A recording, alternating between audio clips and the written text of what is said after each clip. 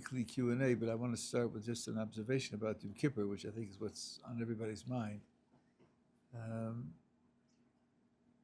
In English, the title Yom Kippur is often translated as the Day of Atonement. And while atonement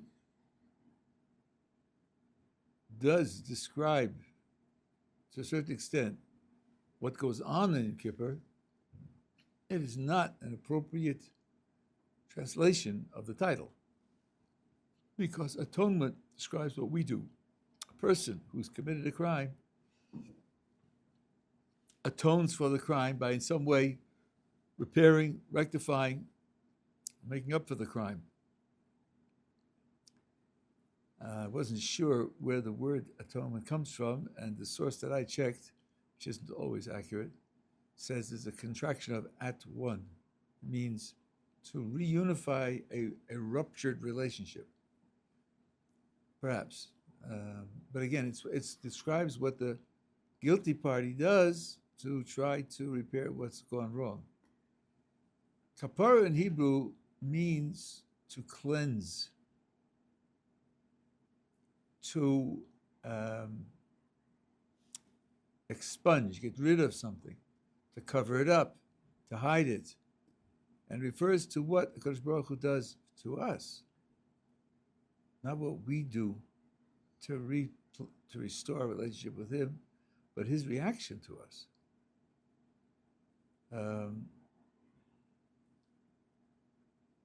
The verse that we recite over and over again says, "Nose avon b'cheshav." Nose means He carries. He carries our transgressions. We're carrying them, and they're weighing us down, and they're burdening us, and He takes them and He carries them. Or He throws them in the sea, never to be recovered, to be lost for eternity. Kapara can also mean to wash off dirt, like to wash off dirt. And I think that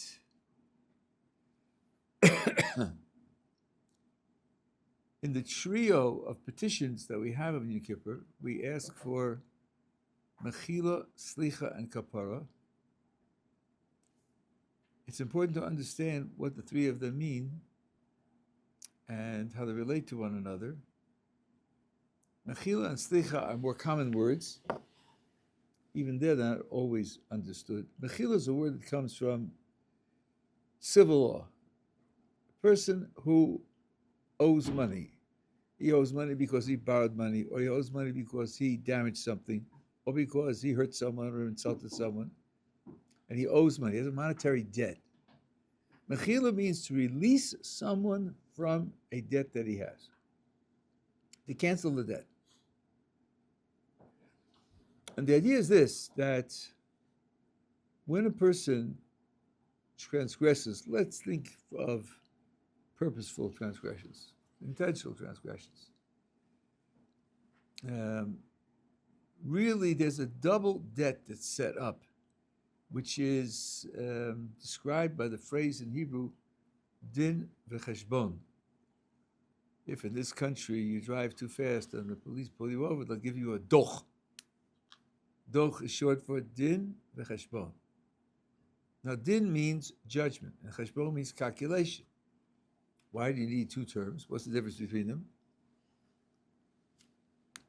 I think the observation goes back to the Gaon of Vilna.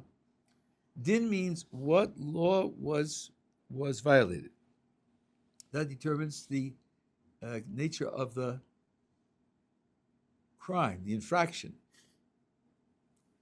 But in addition to that, the Torah asks, what could you have been doing with that time and that energy in which you performed the infraction? What could you have been doing that was positive? Because you have a double responsibility for the commission of the crime and for the omission of the mitzvah that you should have been and could have been doing at the time with the resources that you committed the infraction. So it's a double indebtedness.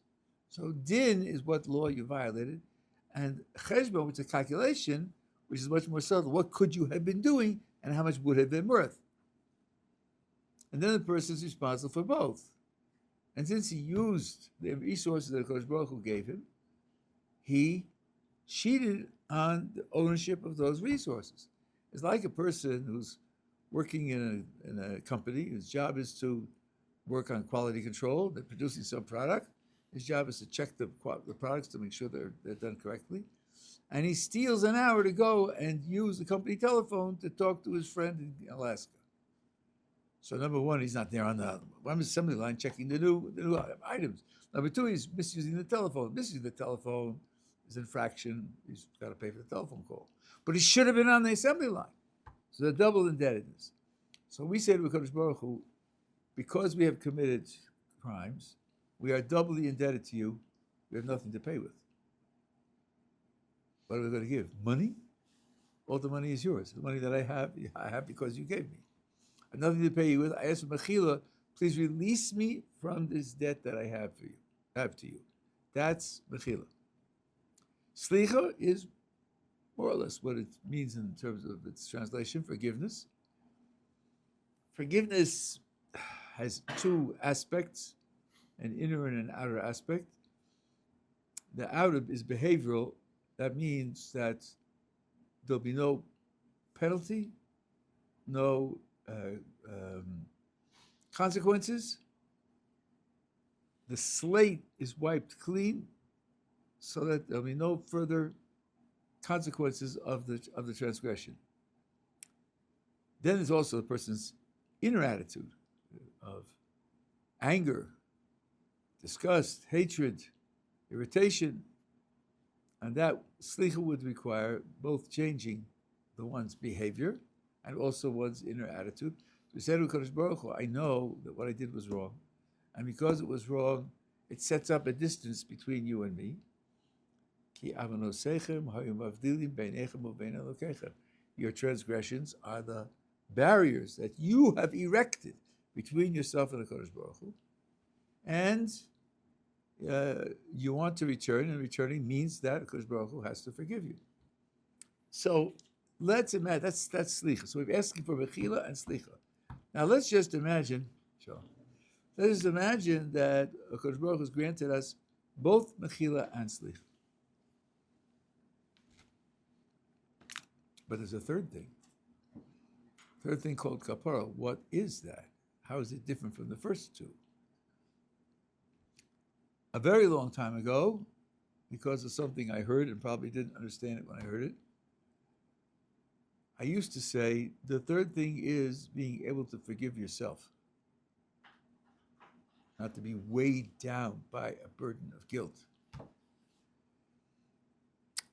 I even taught it probably in my recorded corpus in various places. But after a while, I began to realize that I was making a mistake, a pretty fundamental mistake. To put it sort of like an emblem, the smallest number that you can think of in Jewish terms is 2. Because everything is related to a Kodesh Baruch Hu. Everything. So if I'm thinking of forgiving myself, the number there is 1. There's only me. That's got to be wrong. Any reality which is defined in a way that's detached from the Creator is a wrong definition.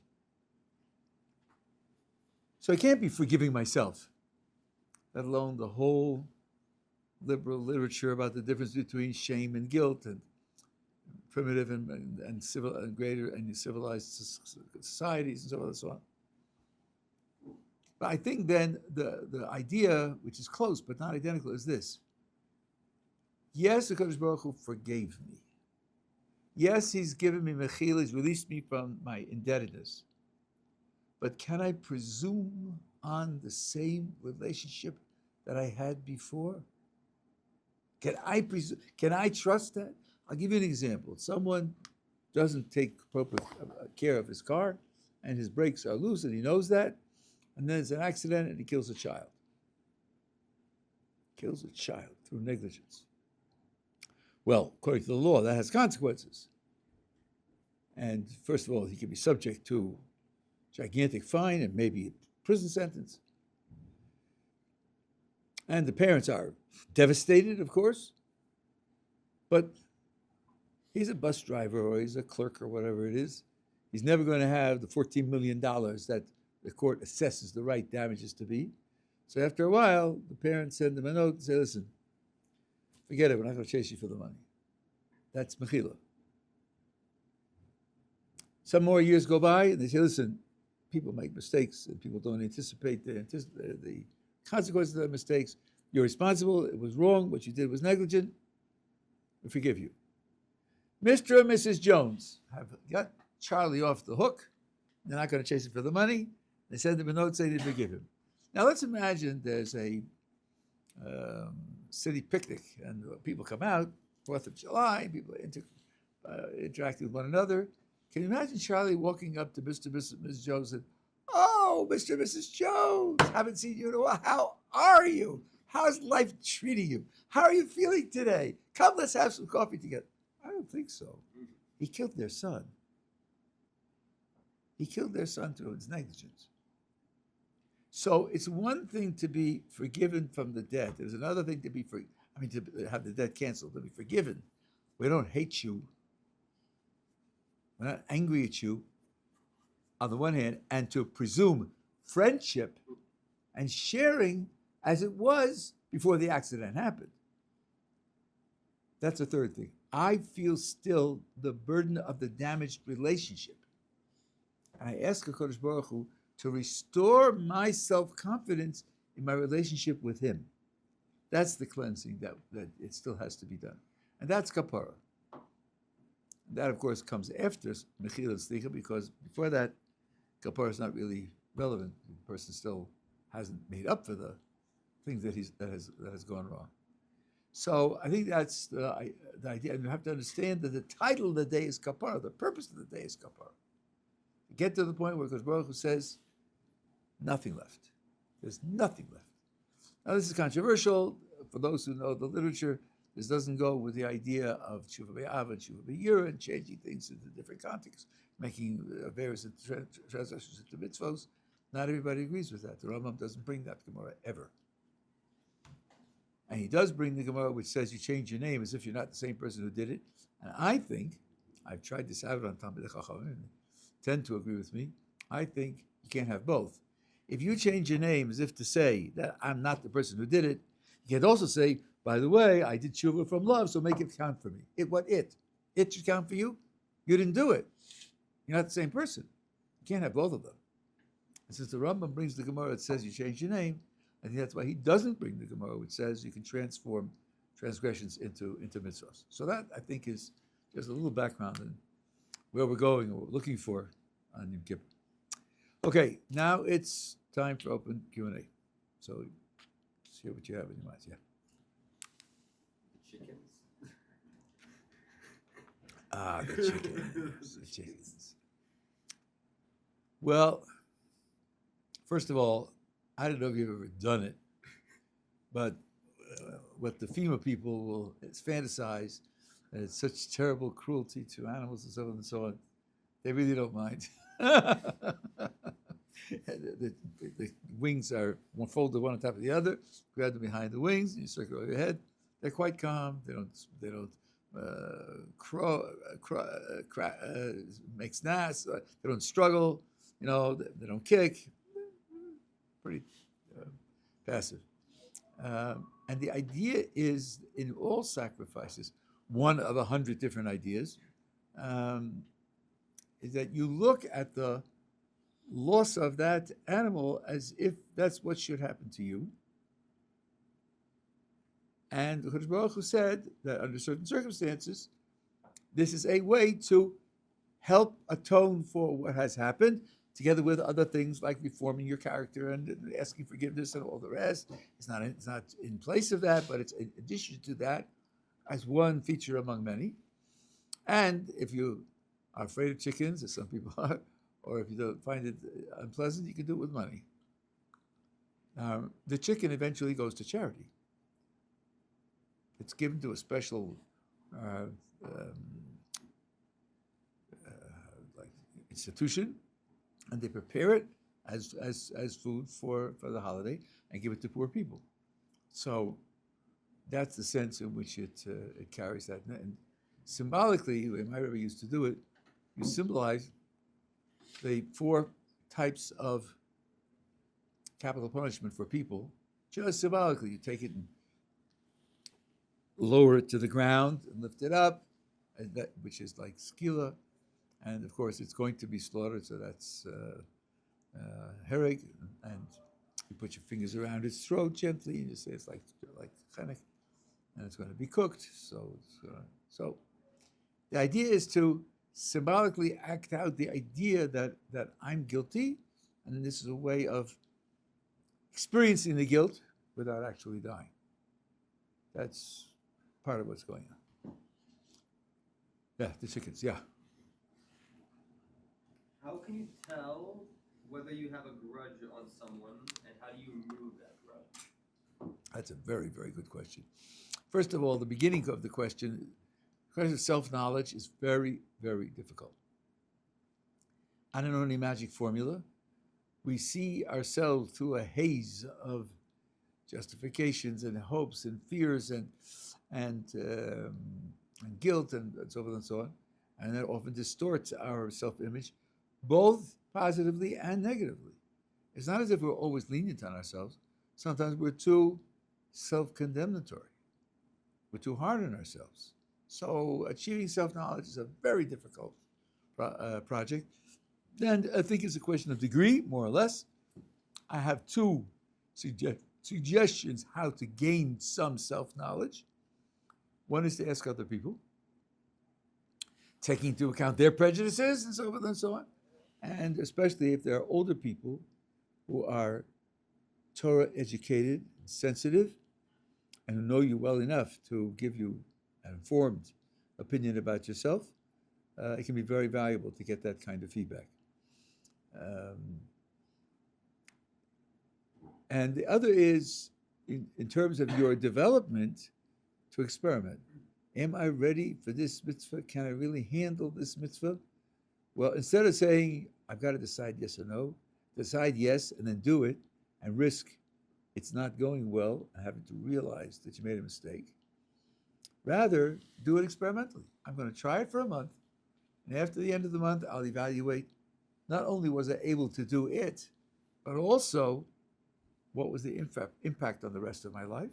Could be that I was able to do it, but the impact was negative because it put me under too much strain or caused me social rifts or whatever it is.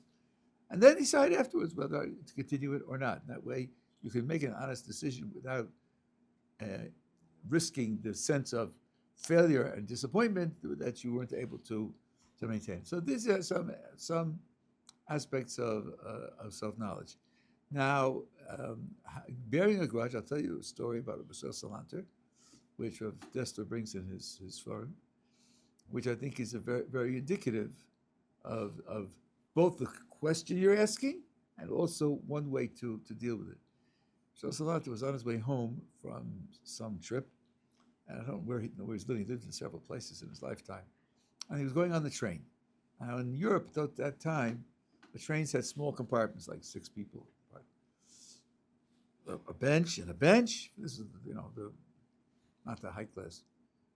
And he was sitting there, and there was a young man, a Jewish man, who was on the trip, and this young man was aggressive and abrasive and irritating and so forth and so on. He behaved very poorly.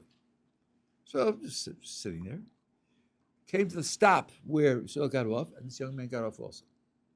So people were there waiting for Israel to greet him, and he said to one of them, "You see that fellow? Follow him and find out what he's doing here." So afterwards, the fellow came back. He said he came to take an examination to become a shochet, a ritual slaughterer. So Israel said, keep track of him and see what happens. So he took the exam eventually and failed. Whereupon, Rabbi Yisrael sent a message to him and said, "I want to speak to you."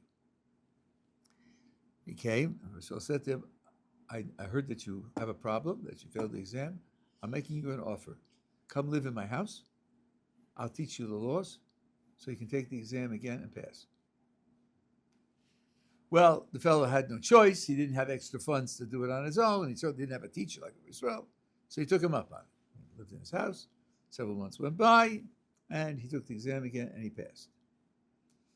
Before he left the city to go back to his hometown, he came to Israel and said, look, I remember the train ride, and I remember how I behaved. Why did you treat me with such kindness? Why did you go out of your way to help me in this way? Israel said exactly what you asked. He said, when people do things that irritate me, I make up my mind to forgive them on the spot. How could I know that I really forgave you? I think I did, but how could I be sure? So your question is gold. So it's allowed to ask himself the same question. How can I know that I really don't bear a grudge? And he said, I know that if I invest something in someone, then I want him to succeed. If I teach you the laws to pass the exam, I want you to pass the exam because you're my pupil. I taught them to you. I'm only a success if you pass the exam. And because I want your good, because I want something good to happen to you, that's a good indication that I've overcome any resentment that I might have felt. So that's one way that you can, one strategy for overcoming this sense of resentment. And as how I heard the story, it doesn't mean that Rasul said, and now that I've done that, I know for sure that I don't know if he ever made a statement like that I know myself for sure. But so the question is definitely a good question. But here's a technique. If you really have hurt someone wrongly, to invest in that person is a way to, if someone hurt you and you don't want to bear a grudge, so then if you invest in that person, that will certainly overcome at least some of the negative feeling. Yeah, what's noch? So if the Rabbi mentioned right now the Dov Din B'Cheshbon, when someone make a mistake, breaks the law, then in some cases like the Dov Din B'Cheshbon, he needs to give a fine, and then the government, this is kind of like the payment to the government, so it's beneficial from that. So the question is, when we're fasting, so what's the idea? Hashem benefits from our fasting. So what's the? I don't remember anyone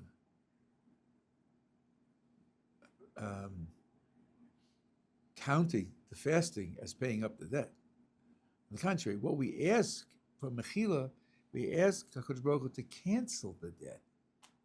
We ask him to cancel it. That means I can't pay it. The reason I ask for Mechila is because I know I cannot pay the debt. We don't regard the fasting as paying the debt. And the same thing is true with the animals. The Novi says, all the animals of the earth are mine. What are you going to use to pay me with? Pay me with my own stuff? That's not a payment. Because we don't imagine that we're paying up the debt. What's the part of the fasting? So if you look at the Rambam in Hilchos Tanis, you see two things. First of all, fasting is part of my tshuva. It's a sense of demoting my own egotistical interest. It's working against the things that I do for myself. Now, of course, there are people who eat only for Kodesh Baruch Hu, and they only do it the Shem Shemayim, so forth and so on. But for almost everyone, there's some element of I eat it because I want it, because I'll enjoy it. I'm doing for myself because I care about myself. Well, that's the root also of the failure in serving the Kodesh Baruch Hu. The self gets in the way. So here you're denying the self. It's a way of taking a step in the direction of being less self-identified. That's part of it. And the other is, fasting, says the Rambam, interestingly, is a matter of focusing your attention. One thing you know when you're not allowed to eat is that you're not allowed to eat. You don't forget that. And if the nature of the day is that it's a fast day, that means the consciousness of the day is with you all the time. So it's a way of focusing your consciousness. Those are the two things that are about paying it off. No, it's not paying it off. Even those who say, let the fact that my physical substance will be diminished because I'm using energy and that's burning up energy in the body, and I'm not taking in any nourishment. I've never done it, but I suppose you weigh less at the end of Yom Kippur than you weigh at the beginning of Yom Kippur. Let that be reckoned to you as if I had offered a sacrifice on the altar, but the sacrifice on the altar also isn't paying up anything. It's not reducing the debt. That's why you ask for mechila, that the debt should be canceled. So in no point, in no sense is it being used as payment of the debt. Yeah. For a person whom you wronged, let's say someone whom you wronged a long time ago and whom you don't interact with anymore, and you don't plan to in the future, should you still seek forgiveness even though they may have already forgotten about you already? This is a very good question, and it's a very tricky question because if the process of tshuva is going to cause more pain to the victim, then many say that has to be modified, or you shouldn't do that part of it. There's something about this in certain psychological processes also, where a person does something wrong, and the person who did something wrong wants to turn the page. He wants to turn the page. Why does he want to turn the page? Because he wants to get past it. He wants to start anew, right? Which is okay, I guess. But sometimes he'll try to do something for the victim so that he can get past it. And then we say, listen, don't use the victim as your tool to you get past it. Excuse me, you're just victimizing him again. You're using him to do something for you. Think what's going to do to him. I'll give you an example. Let's suppose a child does something against his parent. But let's say the parent doesn't know who did it. If the parent finds out that the child did it, the parent is going to be devastated. So under those conditions, I have heard this, I'm not saying it practically to anybody else. You have to ask a posek, and I'm not a posek, but here's a suggestion that I heard. The child should write a letter to the parent anonymously and say, I'm the one who did that. I feel terrible about what I did, and if it was money, here's money to pay for it, and I hope that you'll forgive me, without signing his name. So the parent presumably knows that something happened, just doesn't know who did it. And this way, the child is doing as much as he can without causing more pain to the parent. And that would be, because it would not be permissible for the child to achieve his tshuva and his atonement and his cleansing and be good, right with God by victimizing his parent even more. So it has to be asked in every case in a very delicate way. I know of another case where this happened, not exactly parallel, but similar. Someone had like kleptomania. It was just stealing things, and owed to a particular store a considerable amount of money. And the same thing was told. There were two solutions. One was very interesting. One was go in, pick up an item, go out to the out and buy it, and then walk back into the store as if you want to buy something else and put it back on the shelf, and then walk out empty-handed. If you do that enough times, then you've restored the money, so you've made up the loss. But in a jurisdiction where, forget it, in California you don't have to go back and do anything. In a jurisdiction where you go to jail, according to Jewish law, you don't have to go to jail for stealing. So if you identify yourself and say, I stole it, then you might be incurring a penalty that Jewish law wouldn't require. So don't identify yourself. Or send in a check with a letter saying, an anonymous letter, send in a bank check, and say, I stole from the store, and here's money to make it up. I'm sorry for what I did.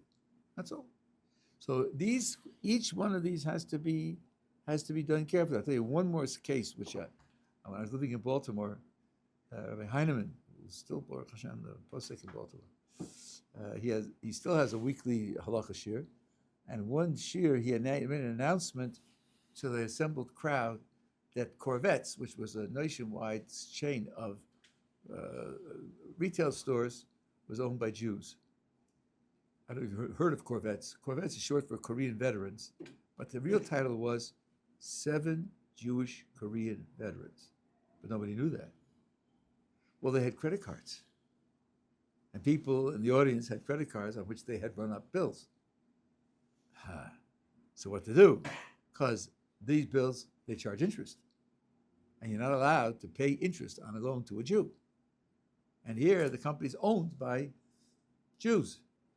So, if I remember correctly, what Rabbi Heinemann said to do was this: make out two checks. Make out a check for the actual balance that you borrowed, and make out a separate check for the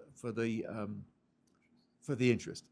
And write in your letter, I'm Jewish and you're Jewish. According to Jewish law, I can only pay you for the money that I owe you, not for the interest. Here's the check for the money I owe you, and with that, the debt is paid. Here's another check. Do with it as you please. So, do with it as you please. If you take it, you take it. But I'm not paying a debt. I don't owe it to you. I'm just sending you a check. That way, he avoids any criminal repercussions.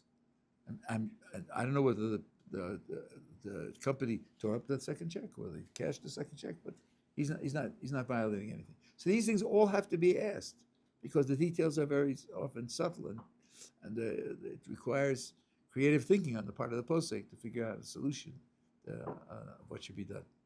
This idea of always asking for forgiveness, no, it has to be done carefully. Yeah.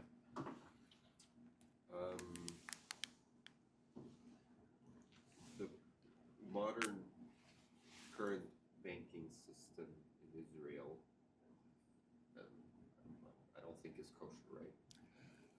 Well, if you're talking about borrowing money, so no, they have a heteriska. I mean, I don't know that every bank does it, but it is a standard procedure in this country to write a heteriska. So it would be okay. Oh, I mean, we all used mortgages, and there is a kosher way to do that. okay, so that exists. Yeah, right, that's right. The essential idea there is you're not borrowing money and indebted. They're investing money in you, and you are paying back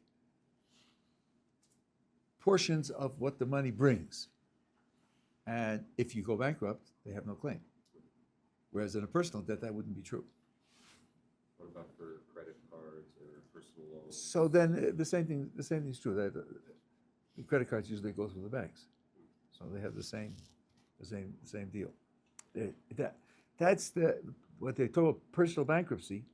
Personal bankruptcy is the main idea that enables you to avoid the problem of borrowing for interest. Because you borrowed money to do something with the money, that money makes money, and you split the profits with the one who invested the money. That's perfectly okay. And the difference practically is if the enterprise disappears, then you don't owe anything. And that's not a personal debt. It's just an interested share in your business, your joint business. That's the way it's understood. Yeah. How do you learn to forgive yourself for your past mistakes? Oh, this is a big deal. This is also a big deal. The questions are very good. How do you forgive yourself? How do you forgive yourself for past mistakes? My Rebbe told me about a case where, she both has a seminary of her own, but also Avigail, and she teaches in the Beit Yerushalayim. One of the girls in one of the institutions came to her and said, I committed a crime, and it's like my life is over, and I'm devastated. And so she took her, I think it was to Rabbi Gamliel Rabinovich, told the whole story, and he said to her, your problem is you think Hashem is too small. It's too small? Yeah, you think Hashem is too small to forgive you for such a big crime. But you're making a mistake. Hashem is very big. He's very, very big. And he can forgive you even for such a terrible crime. Our expression, which is universal in our literature, is almost universal. Our literature is ein davar omed b'fnei tshuva. If a person does tshuva, that wipes it out. Rambam says that tshuva is tris b'fnei paranias.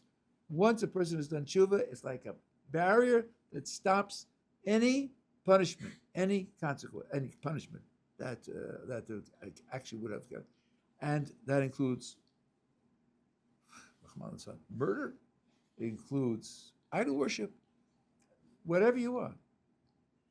Menashe, who engaged in national idol worship, did tshuva at the end of his life, and his tshuva was accepted. So, HaKadosh Baruch Hu says, I built the world on tshuva. In fact, let me read to you this concept is expressed extremely well in the book of Isaiah.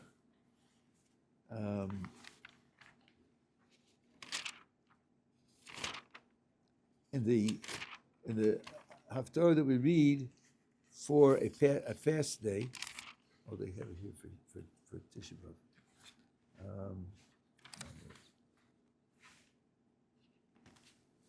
And Isaiah himself expresses astonishment over this. This is Yom Kippur.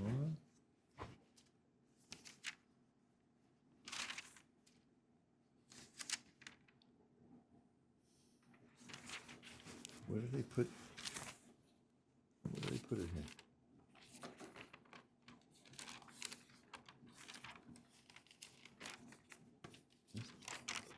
Table of contents. Put it where is ripped out? Oh, here. Tisha B'Av Mincha, here we are. 12:33. Okay.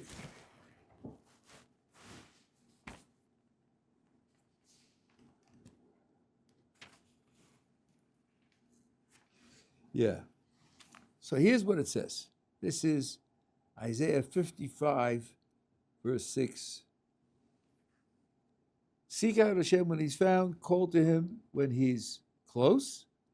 Let the wicked person abandon his way, and each person the corruption of his thoughts, and he should return to Hashem, who will have mercy on him, to our God, who is great to forgive. Yarbeh l'sloach, great to forgive. That's the instruction. Now Yeshaya says, key, because, do this because my thoughts are not your thoughts, and your ways are not my ways, says Hashem. As high as the heavens are above the earth, so high are my ways from your ways, and my thoughts from your thoughts. Really? What's the connection? You do tshuva, and if you do tshuva, Kodesh Baruch Hu will be merciful, and he will forgive you, because he's great in forgiveness, because you and I are not on the same level. There's no connection between your thoughts and my thoughts, and so forth and so on. What is the connection? And the simple answer is, sorry, it might be my Rabbi Sukkot. Yes, okay. And the simple answer is, you can't see how doing tshuva should work. You think the crime is too terrible. You think the consequences are too terrible, irreversible. That's what you think. And you can't say, I know that, says the Kodesh Baruch Hu. I created you. I know what your limitations are. I'm telling you, it works even though you can't understand it, because my thoughts are not your thoughts, and my ways are not your ways. And then it goes on. Key, because just like rain and snow come from the heavens, and they don't return there unless they have moistened the earth and given it the ability to sprout and to grow, and causes the plant life to flourish. Just like that happens with moisture coming from heaven, so too my word that comes out of my mouth will not return to me empty-handed, unless it does what I want and causes it to succeed what I sent it to do. So again, what's the continuation? When I run the world, everything works. Don't worry, it always works. So what? Well, I told you do tshuva and you'll get mercy and forgiveness. You don't understand how that could possibly be because you think it's too terrible what you did and so forth and so on. But my thoughts are not like your thoughts. And the third point is, you know how my thoughts work? My thoughts work to make things successful. Now, I built tshuva into the world to make the world successful. Without it, it won't do what I want it to do. And therefore, I'm guaranteeing that it will work. So the initial intuition, this is too much, right? It's a genuine intuition. It's a reasonable intuition, but it isn't true. So you have it's a guarantee that that it's going to work. Once you internalize that, once you realize that your feeling that you're not worthy of being forgiven is natural and it's intuitive and it's wrong, that can help you overcome that feeling. And if you think of the fact that we say, Ovinu Malkeinu, we spoke about this, he's our Father. What does your Father want for you? Doesn't he want you to succeed? So then your Father wants you to be able to stand up again. And that's why he built the world that way. And now you're asking really a psychological question. How can you get over the feeling that it's hopeless? And I'm answering in philosophical terms because as a philosopher, my feelings are affected greatly by my ideas. Not everybody's like that. So I can't say that what I'm saying will be relevant to everybody. But for someone for whom ideas have an impact on their feelings, this is one way to approach it. Yeah, that's the question. Yeah. What's next?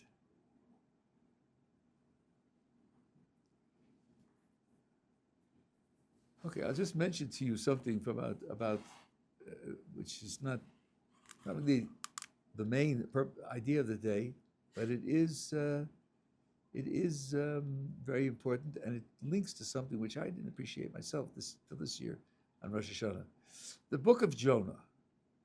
So, because Baruch Hu says to the prophet, go to the city of Nineveh and prophesy and tell them to do tshuva for their terrible transgressions. And Jonah says, no, I'm not going. And Baruch Hu forces him to go, and he goes, and they do tshuva. And Baruch Hu accepts their tshuva. These are non-Jews. This is the holiest, in a certain sense, the holiest day in the Jewish calendar, and we're reading about the tshuva of non-Jews. Yeah, that's right. That's part of the message. When we speak about Hashem being our God, that doesn't mean he isn't the God of the rest of the universe. It means the God of the whole universe has a special relationship with us, but it doesn't mean that he isn't the God of the universe. And we have to appreciate that. And not only that, but I think it was the Brisker Rav who asked the following question. I got this from Rabbi Meiselman. Jonah's on the ship. There's a storm that threatens to swamp the whole ship. They throw him overboard, and all of a sudden the weather is fine. The winds are fair. The seas are calm. They sail on to port. Now, who are the sailors? Well, they're all idol worshippers. Hello. And they get fair weather, and they sail on to port. And Jonah's doing something terrible, no question about it, but he's the cream of the Jewish crop. He's a prophet. And for him, there's a storm. Isn't it a little out of proportion? No. And the answer is no, because what can you expect from them? Given where they grew up, given their circumstances, their society, you can't expect every person in the world to be Abraham, to rebel against this whole culture. So the story of Jonah is a story about how to look at the rest of the people in the world. On the one hand, with leniency because they can't be expected to do more, most of them. And secondly, when they succeed, to credit their success. Now, you probably remember, because it's very striking, that before you listen to the shofar, you read Lavanatseach 7 times, the 47th Psalm. You read it 7 times. What's it about? What's the 47th Psalm about? It's about Hashem's kingship over the whole world.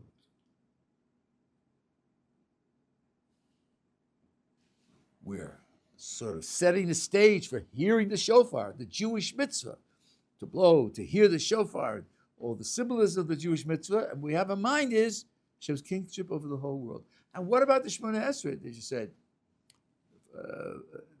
Each time you said at the beginning, the third blessing, about Hashem ruling over the whole world. So there's a concern for the world as a whole that's built into both of these holidays. Now, there's a 2-step process. When I was looking up the psalm because there were certain passages in it that I couldn't understand. And then I saw what the Forship said, Rashi and the Malbim and others.